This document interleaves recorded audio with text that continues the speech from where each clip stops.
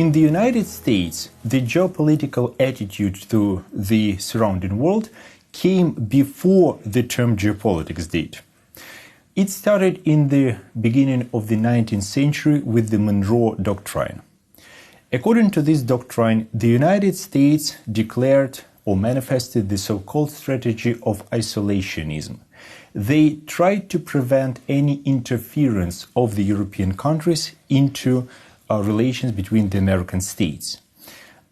In other words, they tried to make the Americas a safe place for the United States. On the other hand, it should be mentioned that this strategy wasn't aimed at putting the United States into isolation from the rest of the world. To some extent, it was rather anti-European, while the United States continued to develop their relations and cooperation with the countries outside Europe and outside the Americas. We can give the examples of activity of, let's say, the United States in, let's say, China and trade agreements with China, and also the activity of Commodore Perry, who made Japan to open its trade for the United States. In the second half of the 20th century, many politicians and scientists started to rethink the American foreign policy strategy.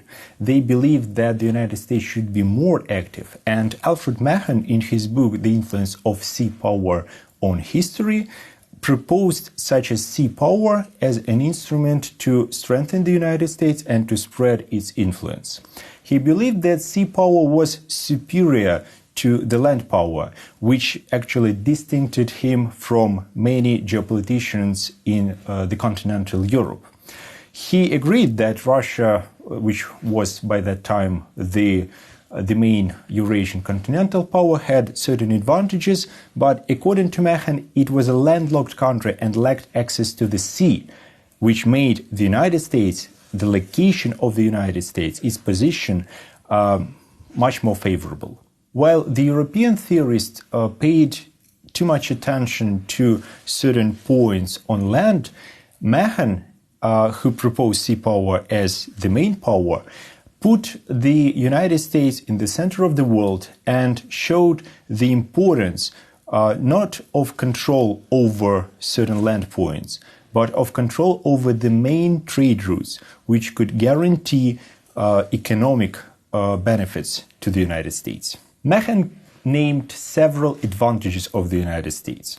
First of all, in contrast to many Eurasian land powers, it was an insular state, which meant that it could trade and have relations with different parts of the world.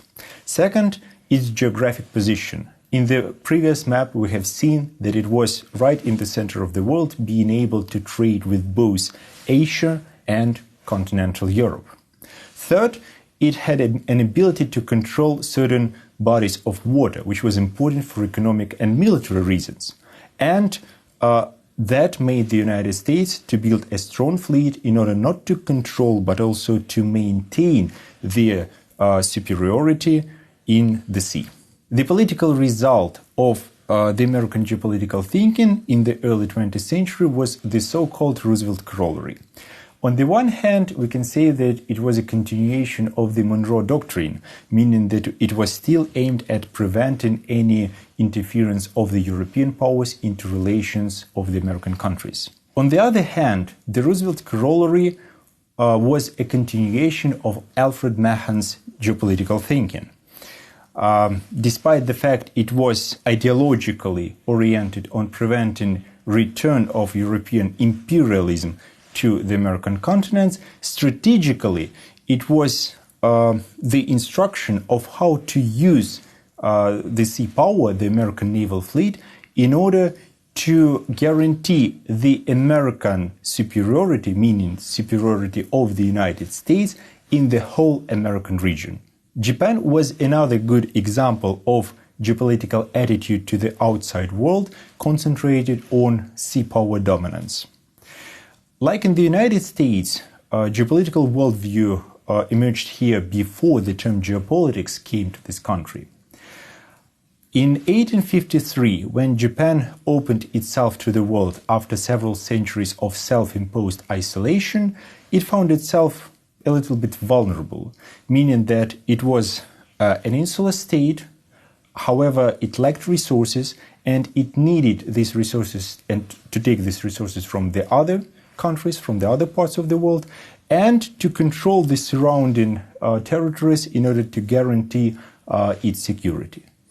The second argument here is that many Japanese generals and politicians had a chance to read the Mahan's book, and they were also inspired by many of his thoughts and by the sea power geopolitics or sea power foreign policy strategy that he proposed to the United States. In addition, Japan was very inspired by the experience of the European powers and also tried to build the so-called Japanese empire.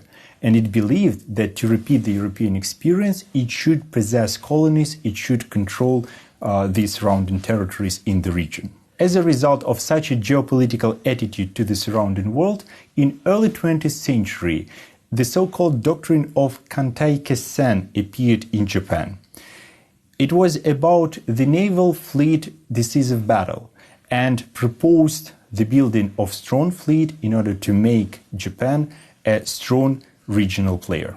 On this map, we can see the history of Japanese expansion in late 90s and first half of the 20th century, when Japanese government controlled huge territories in East and Southeast Asia with the help of this naval fleet. Now let's go further and speak about the Russian Empire. To compare with Japan and the United States, the Russian Empire had a very distinct sort of geopolitical thinking. In the 15th and in the 19th centuries, this country was under permanent risk of foreign invasion from both West and East. As a result, it tried to move its barriers, its borders, further in order to make its capital and main cities more secure. We can see in the map the experience of the Russian foreign policy and the strong expansion of its territory when it started to cover the whole north of the Eurasian continent. So, on the one hand, the geopolitical side of its foreign policy was about making the core of the country a more secure and safe place. On the other hand, the Russian geopolitical thinking did not have well-developed concepts, for example, like it was in Germany and its natural geopolitics, or like it was in Mahan's sea power in the United States. Instead, the roots of contemporary Russian geopolitical thinking and geopolitical approaches can be found in the second half of the 19th century, in the ideas of anti-Westernism and civilizational uniqueness proposed by one of the prominent figures in Russian philosophy, Nikolai Danilevsky, and later developed in the ideas of Eurasianism. Ultimately, with all these ideas, including the civilizational approach, the security issues, and search for new resources, Russia could be called a clearly land power that considered land power as the main force and the main instrument to spread its influence. After we have discussed several approaches to the foreign policy in different parts of the world, we can say and we can agree that geopolitics was one of the oldest approaches to international relations. It emerged in different countries of the world even before the very term geopolitics appeared. And it was from the very beginning very linked with foreign policy of the country and country's national interests. And one more distinctive feature of geopolitics was that in different countries of the world, it was concentrated either on land power superiority or the sea power superiority, which contributed to different geopolitical strategies of different countries in different parts of the world.